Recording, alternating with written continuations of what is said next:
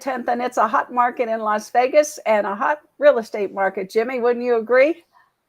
I am excited about the numbers that you're going to promote today, because this is the first time that I've seen a glimmer of actual hope in the last almost 3 years.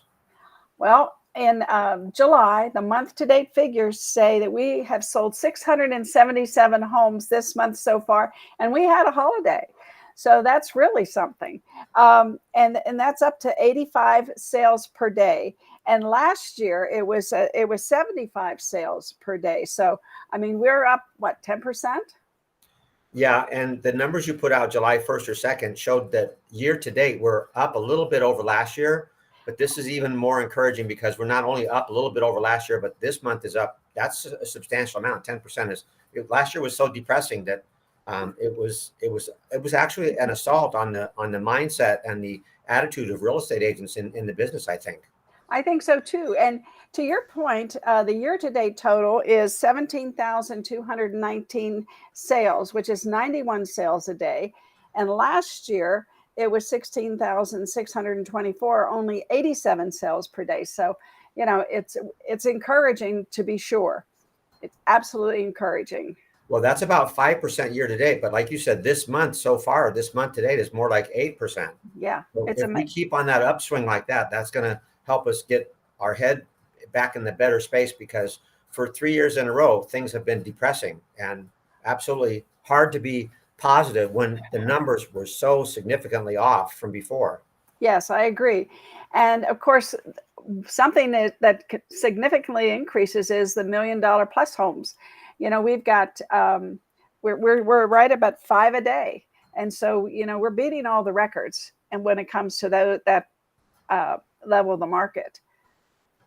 Yeah, the top tier it's interesting, it's exciting, but I think a lot of people feel like that space has already been claimed by some top agents, and I don't think that's necessarily true. I think if you bring somebody the opportunity, they don't really care whose listing it is. If you bring them the opportunity, whether you're using your Facebook strategies that you're doing, if you bring them the opportunity and they're ready to strike, they don't really care whose listing it is. They just want to know who brought them this deal.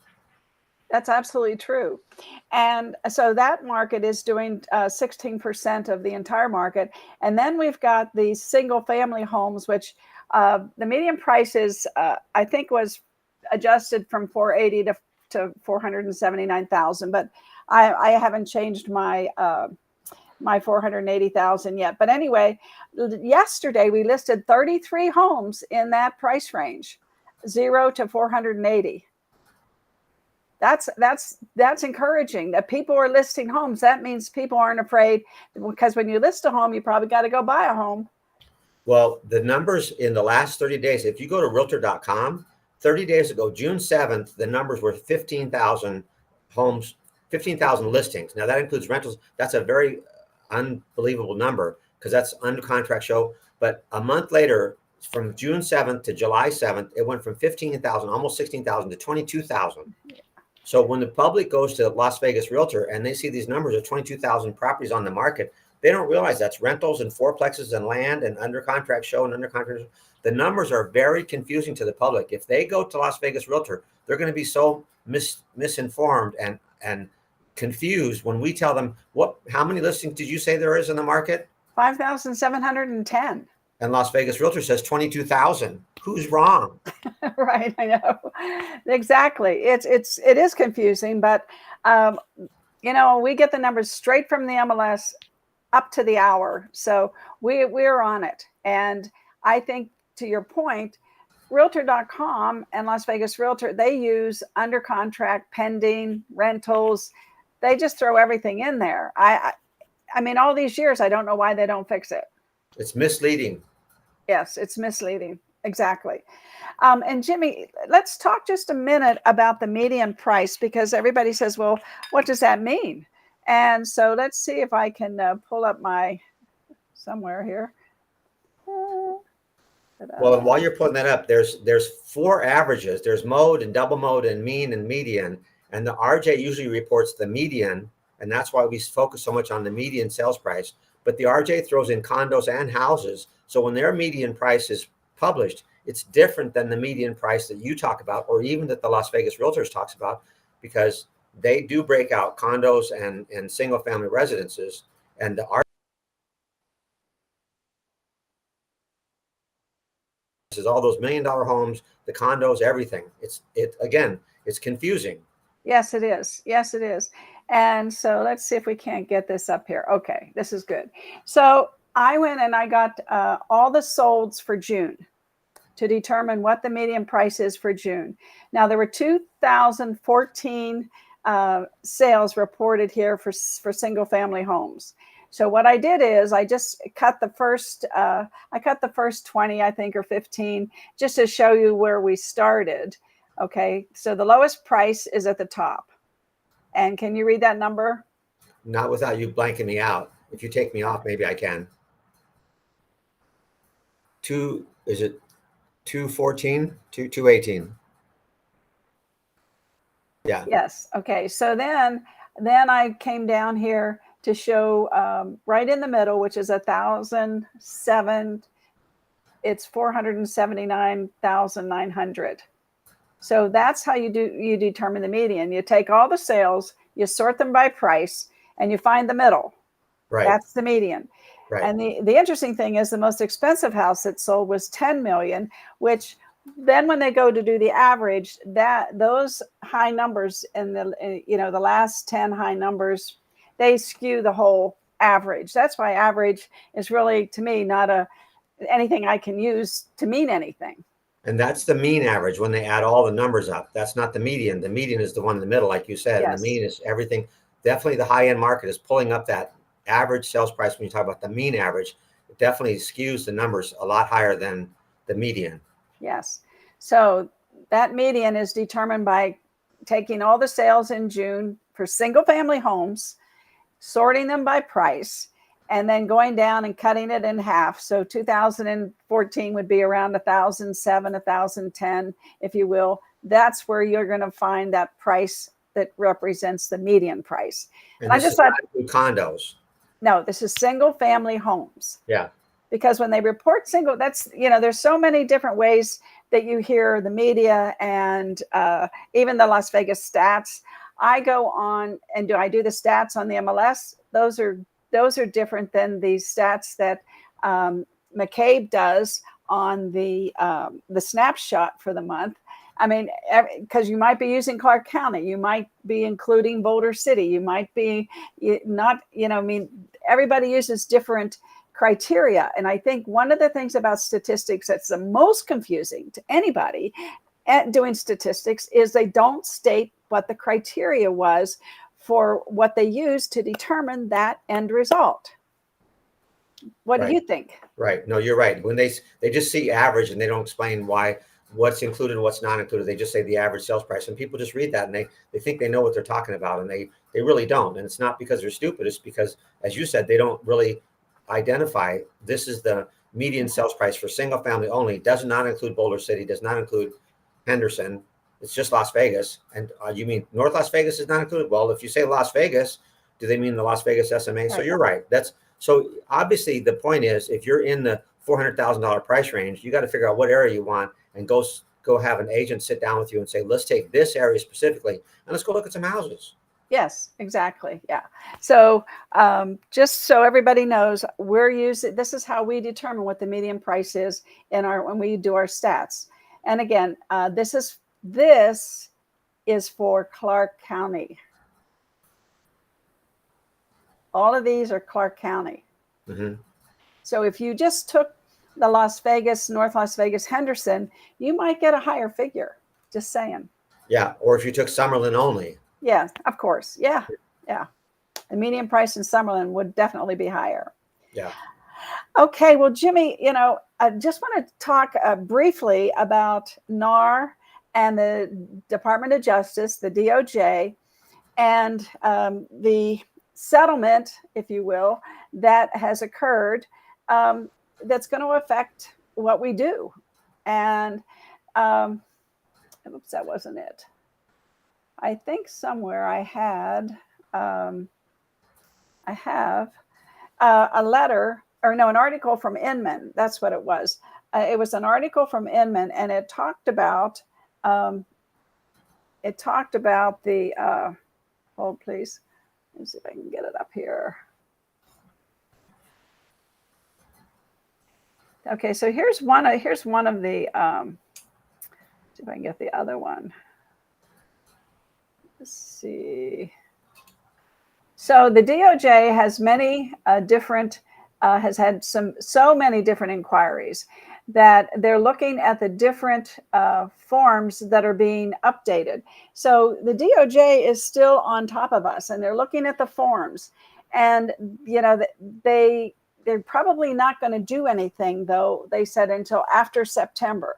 I think they're going to take a month, and that's what they're doing. They're going to take a month and see how we are talking about seller compensation or seller concessions. So they're still not happy with that, and they understand that what this is basically saying. This article on Inman is basically saying is, okay, so you're not putting it in the MLS. We don't want you to put it anywhere. So heretofore, we thought, well, we can put it on our website. We can say that, we can put it, on our Facebook. We can put it on social media. But now they're saying, oh no, we don't. Right down here it says the DOJ has indicated it doesn't want to see offers of compensation anywhere. And did they add any clarity about advertising offers of compensation? So, there's still a lot of a conversation going on between NAR and the DOJ. The other thing I want to bring to everybody's attention is that RE/MAX and Anywhere Realty and Keller Williams settled with the DOJ for $208 million collectively. The people that were affected now have appealed that because they're saying, are you kidding me? We only got $150,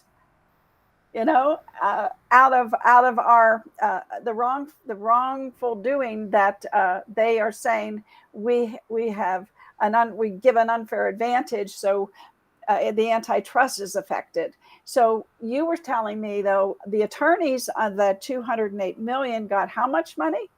Well, attorneys usually work on a percentage, and if it's somewhere between 35 and 60%. But what's most common is 50%. And they use that as an argument. We're going to charge you a lot because that inspires us to get as big a settlement as we can. So if they got what's the most prevalent is 50-50. So if they got 50% of 208 million, the attorneys got $104 million. And the consumer got $150. It's not even worth turning in my paperwork for $150. With all the stuff I got to do to join the class action, I got to turn in this paperwork, and then I wait for my $150. I'd rather go out and sell a house. Exactly. And it's not, it was about the money in this case. Sometimes when you have these class action lawsuits, it's not about money. It's about somebody that was did something wrong or was wronged by another party. But in this case, these people feel that they were actually financially injured, and to get $150, I don't know where this is going to go. But these people aren't being quiet, and now buyers are coming to the table as well, and they're saying that they have been financially harmed. So I don't think this is going away. And I just want to say one more thing, Jimmy, and I want your opinion before we move on. This whole thing was supposed to be about transparency. And now all of a sudden we're taking away the how much money the seller's agent wants to offer the buyer's agent. We're taking that off the MLS. Why? And that's number one. And if I'm the selling agent and I want to offer you, the buyer's agent, 2.5% of what I'm getting, what's wrong with that?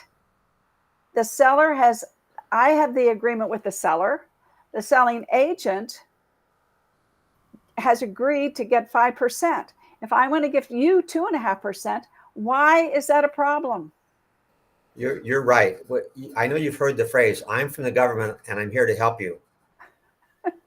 The DOJ has been nothing but an impediment to doing business, and they're justifying their existence by doing this lawsuit. And they've already changed their mind a couple of times. That's why we don't know for sure what's going to happen, because the DOJ has changed their mind a couple of times. And if the consumer weighs in and says, look, this is ridiculous, I'm I don't know what's going to happen. I know it's supposed to go to court in November for a final statement, but I don't think that's going to be final. So in the meantime, what I'm looking at is what are the MLS rules? At what point is our local MLS going to say no more buyer co-op as a field? I believe it's July 17th, but I don't know that for sure. But you saw the new forms they came out with this last week. No, I didn't. Yeah, there's 4 new forms. Buyer broker agreement is brand new. The buyer's notice of disclosure. There's 4 new forms that came out in an email, and I haven't really unfurled all 4 of them. But the new buyer's broker agreement was clearly written by attorneys. I don't want to malign the association because they went to the source. We're not qualified to write contracts, but it's moved from 3 pages to 4 pages to now 5 pages on the buyer's broker agreement. It's 5 pages, and there's nowhere in there for us to put additional terms. If you don't like something in there, you can't even go to your broker and say, what do we put in here? So there's some flaws to it, and I don't know if they're going to figure it out or not. And they're only drafts. They have not released them on Transaction Desk. It's my understanding. But an email went out for, I don't know if it's for public comment or what. I'm not really sure why they sent the email, but it came out this week. Well, I'm just, this whole thing is just upsetting to me. It has been since when did this first start in November of 2020. And I thought, that they were close to a settlement, and then we got a new administration, in 2021, and now they reopened it again. So, it actually started in 2018. The beginning. Yeah, the beginning was in 2018 with the Merle case, and so it's been back and forth for a while. Well, I know. Go ahead. I will just tell you this: it's never said in MLS whether the seller is willing to pay closing costs. And if the buyer said, look, I want to go VA, I want them to pay my recurring and non-recurring closing costs, Mr. Veteran, we got to get an appraisal that's high enough to cover all this, because the seller, if we can get them to accept VA and you want them to pay your impound account and your loan origination and all your VA funding fee, well, we can finance that. But whatever they want the seller to pay, that's never been in MLS. You've always had to ask for that. We've always been able to ask for closing costs. That hasn't changed. We still can ask for closing costs and call it commissions, concessions, closing costs, whatever you want to call it. You need to get your language straight, but that's never been a factor in MLS. So if they take out the buyer's co-op, if they take that out, we're just going to have to ask for closing costs. That's all on the offer. Well, as they start going through looking for the needle in the haystack with all this, the settlement agreement, the seller is still paying the buyers for the most part. Okay. Yeah. The seller is still paying the buyer's agent. No question. The seller's going to, the money comes in from the buyer, but the seller's the one that's got to agree to pay that or not. And you ask for it in closing costs. And as far as transparency, the HUD statement always showed what the buyer's agent got, what the selling agent got. And the sellers agreed to pay the, I know I'm repeating myself, but the seller agreed to pay me, the selling agent, 5%. If I want to give you 2.5%, why is there a problem with that? Yeah, it was more transparent than they're going to make it now, for sure. Exactly. We've gone backwards. Yeah. Yeah. Well, okay. I get heated about it because I just don't like it. Something interesting, and we did breach upon this a little bit on the sheet that everybody is going to get. There's this little chart here that has been updated to, it's very small. I can't make it, I can't move it around for some reason today. Let's see. Oh, there's a little bit bigger. I can do it. So if, there's been some speculation that rates may go up to be closer to 8. And so Keeping Current Matters did this little chart and showed the effect of that between 7.7 and 6%. And on let's say a $440,000 house, I mean, that's over $500. And that could definitely kick somebody out of being able to qualify for because a loan. the payment's $500 more, your income's got to be $2,000 more. Yes. So what you could have made, you could have got a loan if you had, $8,000, $9,000 in income per month. Now you got to have $10,000, $12,000 in income per month. And not everybody makes that kind of money. Exactly.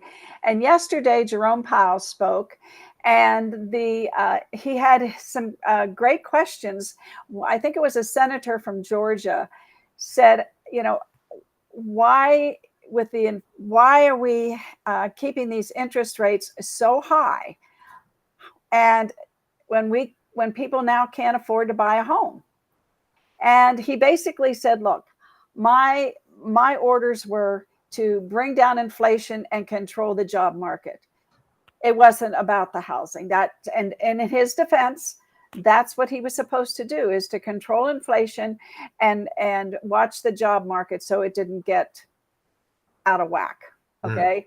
So that's and 3 or 4 senators, I forget the other one, I think was from Minnesota, talking about, no matter where you live in Minnesota, big city, little town, you can't afford to buy a home. Yeah. And with these interest rates, because, the whatever the interest rate is, it affects the mortgage rate. So they really just said, we can't do anything about your problem. Yeah, great. At least they're being honest. They can't. They really can't. Right. Yeah. Here's Gerardo. Let's see if I can put him up there. Thank you for discussing this. Yes, you're welcome, Gerardo. Good to hear from you. Hope all is well. Thank you so much. So then, I mean, he never mentioned what he's going to do, Jerome Powell, with the interest rates, whether he was going to do because there was some speculation that he was going to do a cut between now and the end of the year. But he didn't say that yesterday. So I don't know. It's perplexing, but I didn't check it today. Yesterday or Monday, maybe it was 17.1. I mean, 7.1. Do you know? No, I don't know. I know it's over 7. Yeah.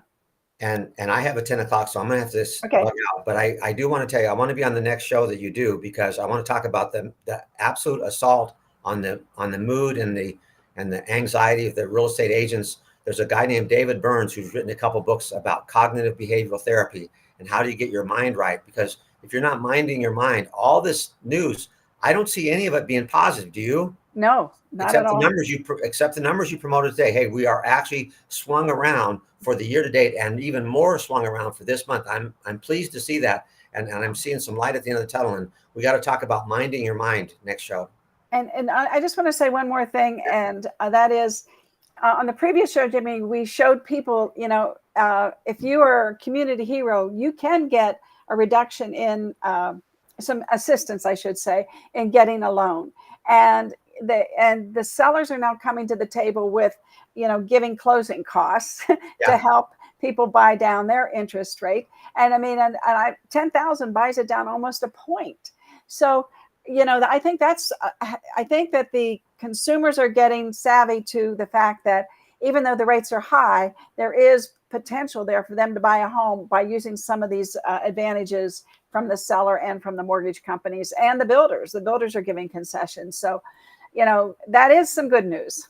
Well, and my last comment is this. We've done all this work about buyer representation. The reality is it's going to come down to the listing agent having the skills to explain to the seller. The listing skills are going to need to be ramped up just as much as the buyer skills.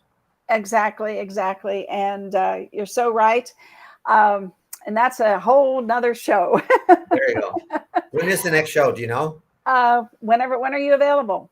I'll give you a calendar today.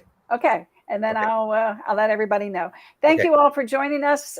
Subscribe, see us, come and see us on YouTube or Facebook. And Kane puts us on LinkedIn. Give us a like, a love, a subscribe, comment, anything. We love the engagement is what we need. Okay, Jimmy, have a wonderful day. I'll see you soon. All right, thanks. Okay, bye, everybody.